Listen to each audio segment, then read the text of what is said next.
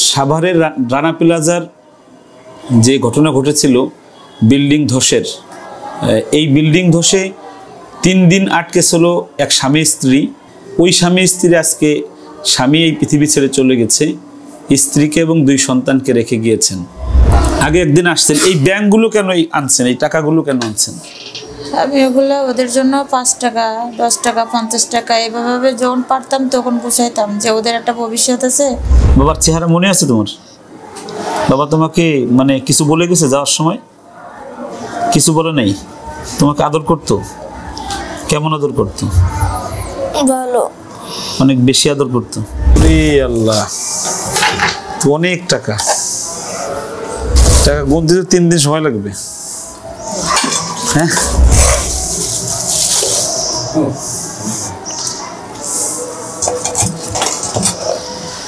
টাকা গুনো।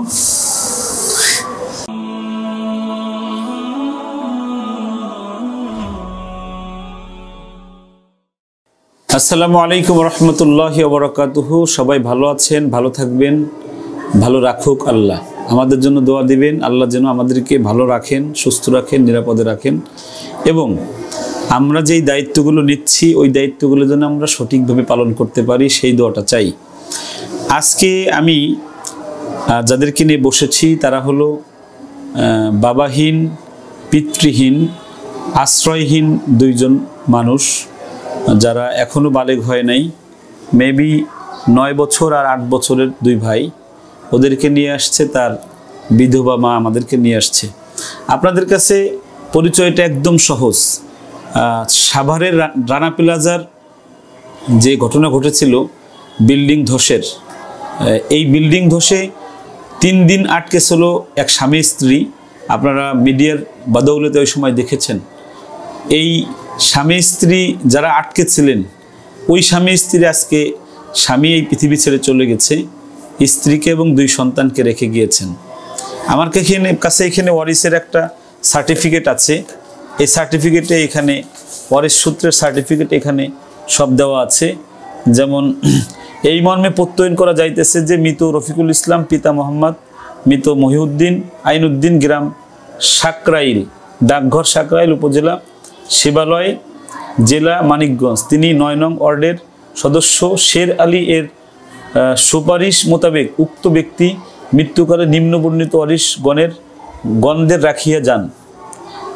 নাম মোহাম্মদ রোমান, পুত্র সম্পর্ক মোহাম্মদ রিমন, পুত্র সম্পর্ক জ্যোৎস্নারা খাতুন, সম্পর্ক স্ত্রী ফুলজান বেগম, মা, সম্পর্ক।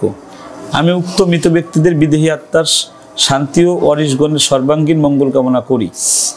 এই বিষয়টা আমরা পেয়েছি ওয়ারিশ সনদপত্র, আর একটা পেয়েছি প্রত্যয়নপত্র, এটাও শিমুলিয়া ইউনিয়ন পরিষদের আমরা পেয়েছি। আর এই বাচ্চাদের সনদপত্র আমরা এখানে পেয়েছি ইউনিয়ন পরিষদের। আমরা মোটামুটি চেষ্টা করেছি মূল জায়গায় যাওয়ার। তো আপনারা জানেন যে আমরা এই বাংলাদেশের 68,000 গ্রামের যে সকল একদম অসহায় মানুষ, যাদের পৃথিবীতে কেউ নেই, তাদেরকে আমরা আর রায়হান ইন্টারন্যাশনাল মাদ্রাসার মাধ্যমে আমরা তাদেরকে লেখাপড়া করাই একদম সম্পূর্ণ ফ্রিতে। এমনকি এই বাচ্চাদের কাপড় চাপড় এবং থাকা খাওয়া, লেখাপড়া, পরবর্তীতে বাসস্থান করে দেওয়ারও একটা চিন্তা চেতনা আর রায়হান ইন্টারন্যাশনাল মাদ্রাসার আছে, যদি আল্লাহ রাব্বুল আলামিন আমাদেরকে তৌফিক দেন আপনাদের দোয়ায়। আমার একটা বিষয় খারাপ লেগেছে, আপনাদের সাথে শেয়ার করছি আমি। এখানে 3টা ব্যাংক আছে, এই 3টা ব্যাংক ভরা টাকা আছে। টাকাগুলো অনেক হবে এরকম না, এর মধ্যে 10 টাকা 20 টাকা 1 টাকা 5 টাকা এর মধ্যে টাকা ফেলেছে। কেন ফেলেছে? এই 2 ছেলের মনের চাহিদা যে এদেরকে আমার কাছে পড়াবে বা আর রায়হান ইন্টারন্যাশনাল মাদ্রাসায় পড়াবে। তো পড়াবে, আমাদের কাছে তো টাকা লাগবে।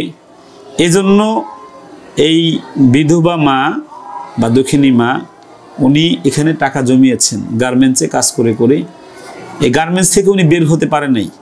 আমরা দেখেছি ওই সময় মিডিয়ার কল্যাণে যে বহু কোম্পানি তাদের দায়িত্ব নেওয়ার চেষ্টা করেছে, নেবে, অমুক করবে, তেন করবে, কিন্তু দেখা গেছে মাত্র কয়েক বছরের ব্যবধানে তারা রাস্তার ফকিরি হয়ে গেছে, তাদের পাশে কেউ নেই।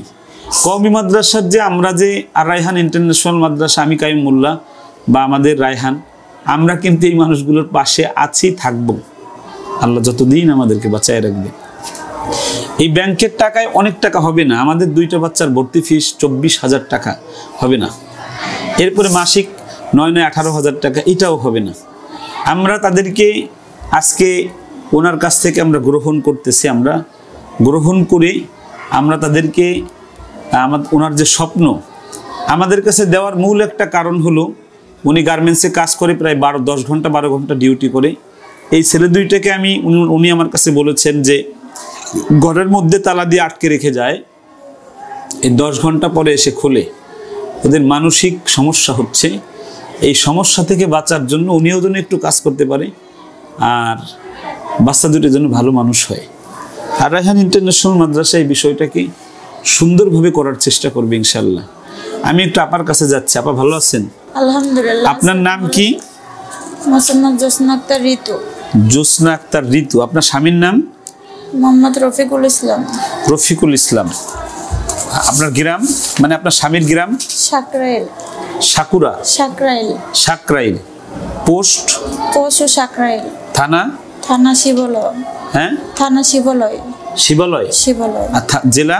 জেলা মানিকগঞ্জ। মানিকগঞ্জ। আর আপনার বাবার বাড়িও কি এই জেলায়? আমার বাবার বাড়ি সাতক্ষীরা। সাতক্ষীরা থানা। বাবার বাড়ির ঠিকানা কি বলেন তো? গ্রামের নাম কি? গ্রামের নাম হরিয়াননগর, তালাব থানা, জেলা সাতক্ষীরা। আচ্ছা আচ্ছা। আপনাদের বিবাহ হয় কত সালে? আমাদের বিবাহ হয়েছে 2008 এরকম। 2008 সালে? 2008 সালে। তাহলে আমিও তো 2008 সালে বিয়ে করছি, আমাদের বিয়ের সাল দেখা যায় এক, মাশাআল্লাহ। এরপরে বিবাহের কত বছর পরে আমাদের এই বড় বাবাটা আসে দুনিয়ায়? বিবাহ 4 বছর এরকম। রানা প্লাজায় কত সালে আপনি চাকরি নেন? রানা প্লাজায় আপনারা দুজন চাকরি করতেন? না, রানা প্লাজারে চাকরি করতাম আমি। রানা প্লাজারে চাকরি করতাম আমি। ওখানে করতে করতে আর কি হঠাৎ দোষিতপুরে 3 দিন ওর ভিতরে ছিলাম, তখন ও 4-5 মাস পেটে ছিল আমার ছেলে তখন ওইটা। 3 দিন পরে ওখান থেকে উদ্ধার করে বের করে এনামে নিয়ে যায়। এনাম ক্লিনিক থেকে আমাকে আর কি ওখান থেকে বাড়ি নিয়ে যায় আমার ভাসুর, আমার স্বামী। তুমি কাঁদতেছো কেন? কাঁদতেছো বাবা? আচ্ছা, রানা প্লাজায় ওর আব্বার আপনি দুজনে চাকরি করতেন পরে? হ্যাঁ, পরে ওখানে চাকরি করছি। কত সালে চাকরি নিয়েছিলেন? রানা প্লাজারে চাকরি নিয়েছি, এটা সালটা আমার মনে নাই, অনেক বছর হয়ে গেছে তো। রানা প্লাজারে 9 বছরে চলেন। 9 বছর। ওখানে বেতন পাইতেন কত আপনারা দুইজন? ওখানে আমি 10,000 করে পাইতাম। আমার হাজবেন্ড স্টাফ ছিল তো, সুপারভাইজার ছিল। আমাদের পরিবারটা ভালোই চলতো, হঠাৎ অ্যাক্সিডেন্টে সব এলোমেলো হয়ে গেল। মোটামুটি ভালো ছিলেন ওই সময়? মানুষকে টাকা পয়সা কিছু দিতেও পারতেন? হ্যাঁ, তখন মোটামুটি ভালো ছিলাম, সবার কিছু দিতাম। শ্বশুরবাড়ি ফ্যামিলিতে আমার হাজবেন্ড দেখতো। কিন্তু ভাগ্য আপনাকে এখন, আমাদের ভাগ্য ওইভাবে নাই, মানুষের কাছে এনে দাঁড়া করে দিয়েছে। হ্যাঁ, আলহামদুলিল্লাহ। আমাদের এইখানে কবে থেকে আসার স্বপ্ন দেখেন? আবার ওই যে ভাইয়ারে বলছিলাম যে আমার ছেলেটা এইভাবে তালা মেরে রেখে যায়, তো ভাইয়া একটু আপনি দেখেন তো ভালো একটা মাদ্রাসা পাওয়া যায় কিনা। পরে খুঁজতে খুঁজতে ভাইয়া আপনাদের ওই মাদ্রাসার ঠিকানাটা পাইলো। পাওয়ার পরে ভাইয়া আর কি আমার ওই ছবিগুলো দিল। দেওয়ার পরে এই ছবিগুলো তালা দিয়ে রেখে যেতেন কয়টায়? হ্যাঁ, যেদিন কয়টার সময় তালা দিয়ে রেখে যেতেন? তালা দিয়ে রেখে যেতাম সকাল ভোরে, তালা মেরে রেখে যেতাম। লাঞ্চে আসতাম, আইসি দৌড়ে এসে তালা খুলে ওই 1 ঘন্টার ভিতরে আমি খাইতাম না, গোসল করাইতাম। ওদের গোসল করাই কটা খাই, ওইভাবে আমি আবার চলে যেতাম না খেয়ে। না খেয়ে কষ্ট হতো না আপনার? ওইভাবে চলে যেতাম না খেয়ে। ওইভাবে আসতাম, আবার রাত 7টায় 8টায় আসতাম। এসে দেখি 2টা ঝগড়া করে ঘরের ভিতরে এলোমেলো করে রাখছে, দরজা ঘাত হয়েছে। বাবা মারা যাওয়ার পরে আপনার বিবাহের প্রস্তাব আসে নাই কখনো? আসছে, অনেকে আসছে। আপনি বিয়ে বসেন নাই না। কেন? আমার আর বিয়ে করার ইচ্ছা নাই। আমার স্বামী যে ভিটিতে রেখে গেছে ওই ভিটিতে থাকার ইচ্ছা। আমার 2টা ছেলে মানুষ করে যাতে ওর বাপের মুখ উজ্জ্বল করতে পারি, আমার যে ওই ইচ্ছা, আমার এই 2টাই জীবনে। আমার মানে এদের নিয়ে আপনার জীবনটাকে শেষ করতে চাচ্ছেন? হ্যাঁ, আমি চাচ্ছি যে আমার বাচ্চা 2টা মানুষের মতো মানুষ করে আমি যাতে ওর বাপের। সুপ্রিয় দর্শক, এই জায়গাটাই কিন্তু আমাদের বক্তব্যটা যে মা হলো পৃথিবীর সবচাইতে নিরাপদ আশ্রয়। আমি আগে একটা ভিডিও দেখাইছি যে এরকম মাও আছে যে সন্তানকে ফেলে রেখে চলে যায়, সন্তানের খবর আর নেয় না। আমরা স্যালুট করি এই সমস্ত মাদের, যে মারা তাদের যৌবনে স্বামী হারায় সারা জীবন সন্তানের মুখের দিকে চেয়ে কাটায় দিতে চায়, নিজের রক্ত বিক্রি করে সন্তানকে মানুষের মতো মানুষ করতে চায়। এদেরকে আমরা শ্রদ্ধা করি, এদেরকে আমরা প্রাউড করি, এদেরকে আমরা ভালোবাসি। এদের জন্য যা যা করার দরকার আমরা করব। আপনাদের কাছে আমার একটা দাবি হলো যে এই ভদ্রমহিলাটা আমাদের কাছ পর্যন্ত কেন আসবে? সমাজে এরকম মানুষ নেই, মানিকগঞ্জে এরকম মাদ্রাসা নেই যেই মাদ্রাসা এই বাচ্চাদের দায়িত্বটা নিবে। আমাদের কাছ পর্যন্ত কেন আসতে হবে? তার পাশে তো মাদ্রাসা আছে, তারা দায়িত্ব নিবে। তো আলহামদুলিল্লাহ আমরা চেষ্টা করছি, শতকরা 5 জন এতিম আমরা নেই। আমরা এরকম এতিম নেই যাদের পৃথিবীতে কেউ থাকবে না, তাদেরকে আমরা নেই, তাদেরকে নিয়ে মানুষ করি। তবে সকল এতিম আমাদের কাছে দৈনিক 50 জন এতিমের ফোন আসে। আমি কিন্তু সবাইকে নিতে পারবো না, কারণ আমার একটা লিমিটেশন আছে। আমি এই এতিমদেরকে আমি পালি, আমি কারো কাছ থেকে আমি টাকা নিই না, আমি চাই না কারো কাছ থেকে। অনেকে ইচ্ছা করে অনেক সময় এসে দিয়ে যায়, সেটা ভিন্ন বিষয়, কিন্তু আমি চাওয়ার ভানও করি না। আপনারা কেউ আমার কাছে টাকা পাঠাবেন না। আল্লাহ আমাকে যতটুকু সামর্থ্য দিয়েছেন, আমি এই আর রায়হানে যতটুকু আমি পারি এর থেকে এদের পিছনে আমি খরচ করব। আমি চাই যে আমি জীবদ্দশায় যেন আমি 100 থেকে 1000 এতিমদেরকে এমন মানুষ করে দিয়ে যাব যারা প্রত্যেকে রায়হানের মতো হবে, যারা প্রত্যেকে অনেক বড় মানুষ হবে। আমি এটা স্বপ্ন দেখি। আমি মনে করি এটাই আমার সম্পদ, এটাই আমার বাড়ি, এটাই আমার গাড়ি। আমি এভাবে করতে চাই। তো আপনি আগে একদিন আসছেন, এই ব্যাংকগুলো কেন আনছেন, এই টাকাগুলো কেন আনছেন? আমি ওগুলো ওদের জন্য 5 টাকা, 10 টাকা, 50 টাকা এভাবে যখন পারতাম তখন বুঝাইতাম যে ওদের একটা ভবিষ্যৎ আছে। তো আমার হঠাৎ করে কাছে টাকা পয়সা অল্প, বেতন পাই, রুম ভাড়া অনেক, 3000 করে রুম ভাড়া দিই, কারেন্ট বিল দিতে হয়, বেতন বেশি না। তো সেক্ষেত্রে আমি ওদেরকে মাদ্রাসা পড়ানোর মতো আমার ওইভাবে ক্ষমতা অ্যাবিলিটি নাই। এই জন্য সঞ্চয় কিছু কিছু করে সঞ্চয় করে রাখি ওদের জন্য। তো 3টা ভরছে আর একটা 20-30 টাকা হয়েছে। এই করে এই 4টা ব্যাংক আমি কিনছিলাম ওদের নাম করে, সঞ্চয় করে। আর কোনো টাকা নেই? আমার আর কোনো ওইভাবে এটাই সম্বল, আমার কোনো ব্যালেন্স নেই। ওর বাপ হঠাৎ মারা গেছে, কিছুই বলে যায় নাই, ব্যাংক ব্যালেন্স কোনে কি রাখছে না রাখছে আমার কিছুই বলে যেতে পারিনি, হঠাৎ মারা গেছে। এখন ধরেন আপনার ছেলেদের তো আমরা নিচ্ছি, আপনার অনুভূতি বলেন যে আমরা ধরেন আপনার কাছে কি মনে হয় আমরা কি দায়িত্ব পালন করতে পারবো? আমার অনেক মাদ্রাসা দেখছি, কিন্তু আপনার মানে রায়হান আপনার মতন এরকম প্রতিভা আমি কোথাও দেখি নাই। আর আপনাদের দেখে আমার খুব ভালো লাগছে, আমার অন্তর থেকে ভালোবেসে ফেলাইছি আপনার এই মাদ্রাসা। তো আমার মনে সবসময় থাকে যে আমার ছেলে দুটো আপনার কাছে থাকলে আমার মনে মানুষের মতো মানুষ হয়ে উঠবে ওরা, ইনশাল্লাহ। আমার এইটুকু আমার মনে আসা জোর আছে এই করে ওদের নিয়ে। এই দোয়াটা আপনি আমাদেরকে দিয়েন। আলহামদুলিল্লাহ। আমরা একটু বড় ছেলেটার কাছে যাই। রোমান, তোমার নাম রোমান না বাবা? হ্যাঁ, এখানে জন্ম সনদে তোমার নাম রোমান, বয়স হলো তোমার 11-1-14, তার মানে 6 আর 2 8 বছর বয়স। হ্যাঁ, তোমার আব্বাকে তুমি দেখেছো? জি। কয় বছর আগে বাবা মারা গেছে? 5 বছর আগে। তার মানে তোমার তখন 3 বছর বয়স ছিল। বাবার চেহারা মনে আছে তোমার? বাবা তোমাকে মানে কিছু বলে গেছে যাওয়ার সময়? কিছু বলে নাই? তোমাকে আদর করতো? কেমন আদর করতো? ভালো। অনেক বেশি আদর করতো? আচ্ছা আচ্ছা। তুমি এই যে আমাদের মাদ্রাসায় কি তুমি আসতে চেয়েছো না মা দিতে চেয়েছে? আমি আইতে চেয়েছি। কেন? আপনাদের ঈদে আমার ভালো লাগছে তাই আমি আইতে চেয়েছি। তাই? তুমি আসার পরে যদি এখন আমরা খারাপ ব্যবহার করে দিয়ে যাওয়ার পরে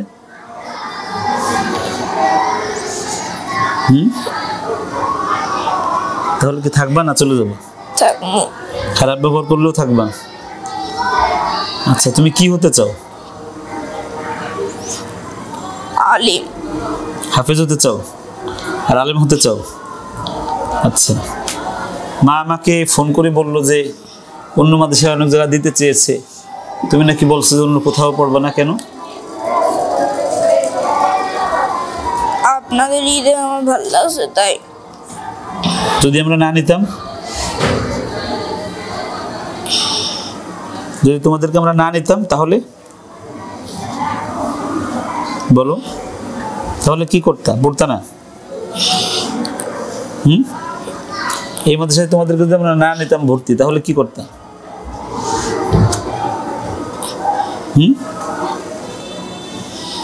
কথা বলো রোমান, বলো কি করতাম? কিছু করতাম না, তাই? আচ্ছা, তোমাকে তোমার বাবার মতো যদি আমরা সবাই আদর করি, সবাই মিলে, তাহলে তোমার কেমন লাগবে? ভালো। ভালো ভালো লাগবে। তুমি এতদিন কি পড়ছো? স্কুলে। স্কুলে পড়ছো? আচ্ছা, একটা আলহামদুলিল্লাহটা বলতে পারবা? বলো তো দেখি। আউযুবিল্লাহ বলো। আউযু বিল্লাহি মিনাশ শাইতানির রাজিম। বিসমিল্লাহির রহমানির রহিম। আলহামদুলিল্লাহি রাব্বিল আলামিন। আর রহমানির রহিম। মাশাআল্লাহ, তোমার কণ্ঠ কিন্তু অনেক ভালো। দেখো আমার দিকে দেখো। তুমি যদি অনেক বড় হাফেজ হও, তাহলে রায়হান ভাইয়ের মতো তুমি হতে পারবা। তুমি কি চেষ্টা করবা ইনশাআল্লাহ? জি। সত্য তো? সত্য। ইনশাআল্লাহ। তোমার নাম কি বাবা? রিমন। রিমন। আচ্ছা, তোমার আব্বুর নাম কি? রফিক। রফিকুল ইসলাম। আম্মুর নাম? জোসনা আক্তার ঋতু। জোসনা আক্তার ঋতু। ঋতু। আচ্ছা আচ্ছা, তুমিও কি আমাদের এখানে আসতে চেয়েছো? জি। হ্যাঁ জি। সত্য নাকি মা জোর করে নিয়ে আসছে? সত্য। সত্য। এখানে এসে কি করবা তুমি? পড়া মাওলানা। কি পড়বা? হাফেজ। হাফেজ পড়বা ইনশাআল্লাহ। বলো ইনশাআল্লাহ। তুমি কিছু শোনাবা আমাদের? আমি তো পারি না এখনো। কিছুই পারো না? কালিমা তৈয়বা পারো না? পারো তো এটা? কালিমা তৈয়বা লা ইলাহা, এটা পারো না তুমি? ভালোভাবে এখন শিখি নাই। তাই? আচ্ছা, আলহামদুলিল্লাহ। আমরা ওদের কাছ থেকে যতটুকু জানলাম, কষ্ট পেতে পেতে বড় হয়েছে, তাদের কষ্টটা আমরা দূর করার চেষ্টা করব ধীরে ধীরে ইনশাআল্লাহ। আমরা এখন একটু যে ব্যাংকগুলো আনছে দেখি কত টাকা পাই আমরা। একটু এটা একটু দেখি, দাও দেখি।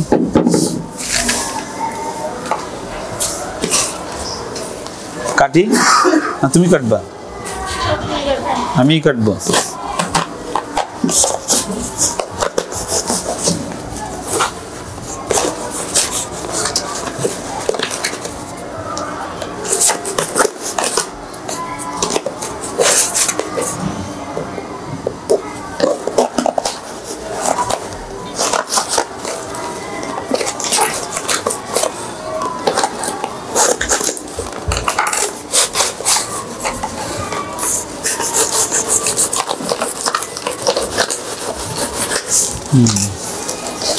রে আল্লাহ, তো অনেক টাকা।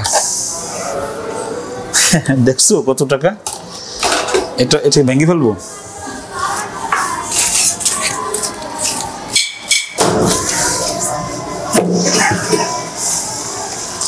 টাকা গুনতে তো 3 দিন সময় লাগবে। হ্যাঁ, সব 10 টাকার নোট।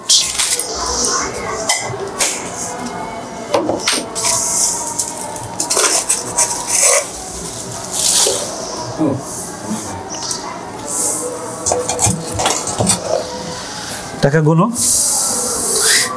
গুনতে পারবা? দেখি গুনি আমরা। তোমরা দুজন আসো এই পাশ দিয়ে। কোন আব্বু গুনো? ধরো ধরো ধরো ধরো ধরো ধরো ধরো ধরো আব্বু ধরো। গুনতে বহু সময় লাগবে, অনেক সাধনার টাকা, বুঝছেন হালাদার ভাই? কিন্তু একদিন নেই, বহু দিন ধরে টাকা ছাড়ছে, বোঝা যায় এটা। দীর্ঘমেয়াদী পরিকল্পনা ছিল। সন্তান বড় হবে।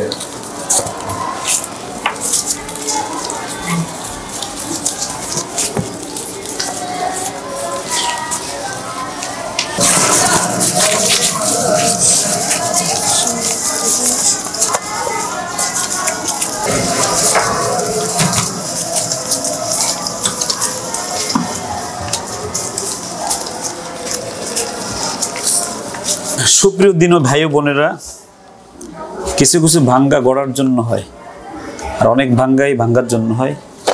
এই ব্যাংকটা ভাঙ্গা গড়ার জন্য হয়েছে। আমরা প্রায় 20 মিনিট বসে টাকাগুলো গুনলাম। টাকাগুলো ছোট টাকা, তো এই জন্য বেশি সময় লেগেছে। আমাদের এখানে মোট 1000, 2000, 3000, 4000, 5000, 6000, 7000, 8500 আর 120, 9120 টাকা আমরা এই 3 ব্যাংক থেকে আমরা পেয়েছি। এটা একজন ধনী মানুষের জন্য এটা হাতের ময়লা, কিন্তু রানা প্লাজার ধ্বংসস্তূপ থেকে বেঁচে আসা এক বিধবা মায়ের জন্য এটা সম্পদের পাহাড়। এই সম্পদটা এনেছে আমাকে দেওয়ার জন্য, আমার প্রতিষ্ঠানে ভর্তির জন্য দেওয়ার জন্য। আমি এই টাকাটা নিচ্ছি না, এই টাকাটা আমি ওনাকে আবার রিটার্ন করতেছি, ফেরত দিয়ে দিচ্ছি। এই টাকা দিয়ে উনি ওনার ছেলেদের জন্য কাপড় চোপড় বানিয়ে দেয়, আর উনি যেন চলে।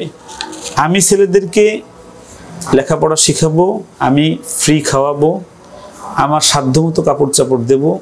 উনি নিজে একটা চাকরি করবে, ওখান থেকে যতটুকু পায় এদেরকে লালন পালন করবে।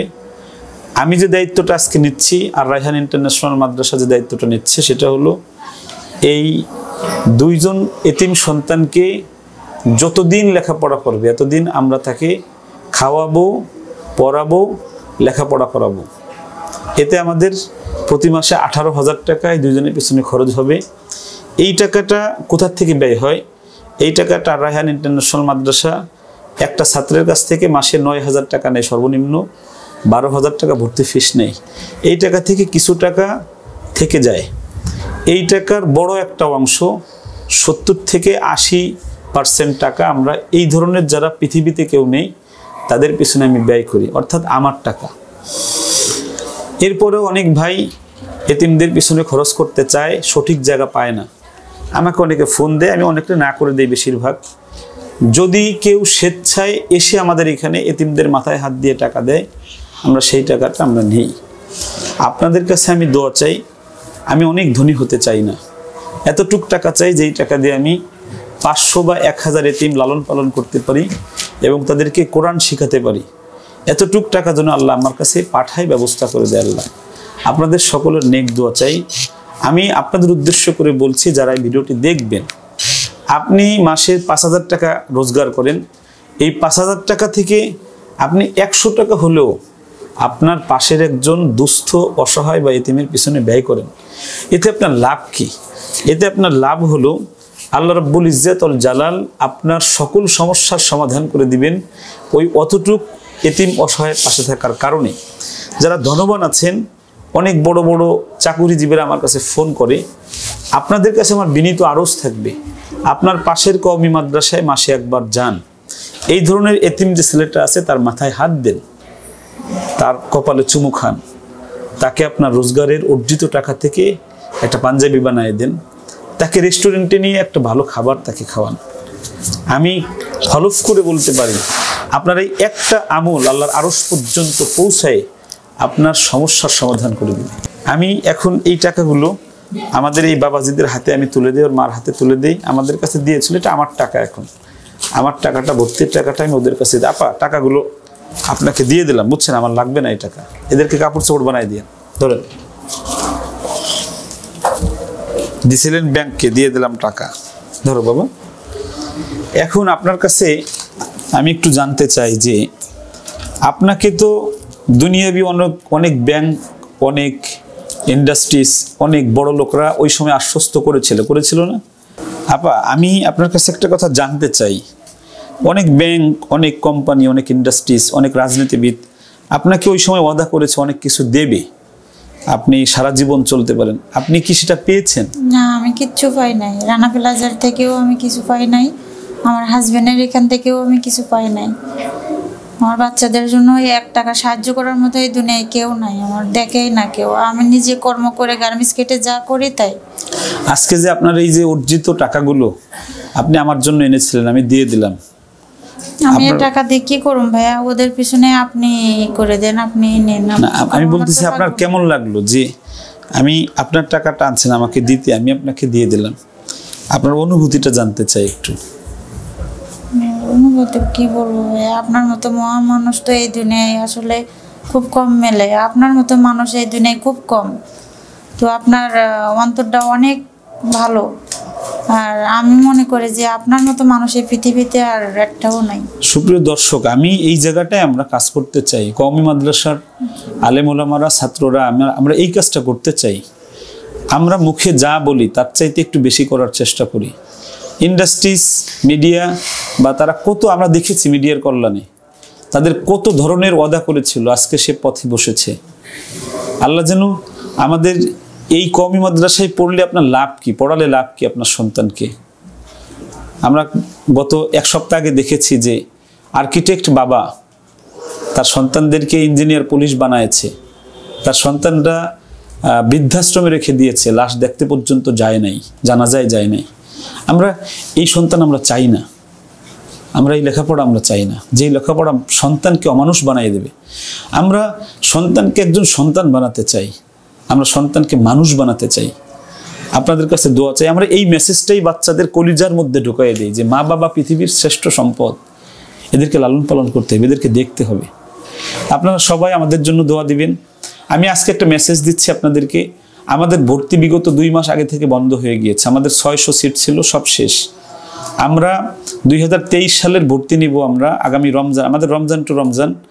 আমরা আগামী মার্চ মাসের 2023 সালের মার্চ মাসের 1 থেকে 5 তারিখ আমরা 300 নতুন বাচ্চা নিব। যারা আগে আসবে তারা ভর্তি হয়ে যাবে। এরপর আমরা বন্ধ করে দিব। তাদের ক্লাস শুরু হবে মের শেষের দিকে, 1.5 মাস পরে ক্লাস শুরু হবে। ভর্তি করে রেখে যাবেন, আমরা 1.5 মাস পরে ক্লাস শুরু করব। যারা ভর্তি করতে চান, আমাদের কাছে পড়াতে চান, তারা মেহেরবানি করে মার্চের 1 থেকে 5 তারিখ এর মধ্যে আসবেন। এরপরে আসলে আমাদের এখানে আর ভর্তির সুযোগ পাওয়া যাবে না। তো সবার কাছে দাওয়াত থাকলো, ভর্তি না করেন আপনারা দেখতে আসবেন, আমাদেরকে দোয়া দিতে আসবেন। আপনাদের নেক দোয়া চাই, মাথা বেঁধে নিতে চাই আমরা। আমাদের এখানে আপনারা যে বিষয়টা পাবেন, আমরা উন্নত খাবার খাওয়াই, আমরা উত্তম আচরণ করি, আমরা ভালো লেখাপড়াটা দেওয়ার চেষ্টা করি, আমরা যতটুক দিয়েই ভালো দেওয়ার চেষ্টা করি। সবাই ভালো থাকবেন, সুস্থ থাকবেন, নিরাপদে থাকবেন, আমাদের জন্য দোয়া দিবেন। আপনাদেরকে দোয়া করি আল্লাহ আপনাদের ইহকালীন এবং পরকালীন জীবনে কামিয়াব করে দেয়। আসসালামু আলাইকুম ওয়া রাহমাতুল্লাহি ওয়া বারাকাতুহু। আর রায়হান ইন্টারন্যাশনাল মাদ্রাসা একটি আন্তর্জাতিক কোরআনিক শিক্ষা মিশন।